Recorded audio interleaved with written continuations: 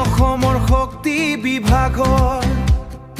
Assamese state আউটছৰ চুহকাৰ ইউনিয়ৰ একোজন বৰ অসমৰ লাচিত ৰেনা ও বন্ধু আমি একোজন বীৰ যোদ্ধা আমি সময় থাকোঁতেই যুঁজিবলৈ লাগিব ভয় কৰিলে নহ'ব ও বন্ধু আমি মৰিবলৈ ভয়লে নহ'ব আমি নিজৰ প্ৰাপ্যৰ কাৰণে যুঁজিব লাগিব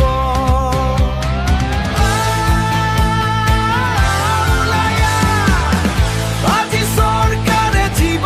জন্তুকে সুৰক্ষা দিব পাৰে আমাক কিয় নোৱাৰে আমিতো বিদেশী নহয় নিজৰ দেশত থাকি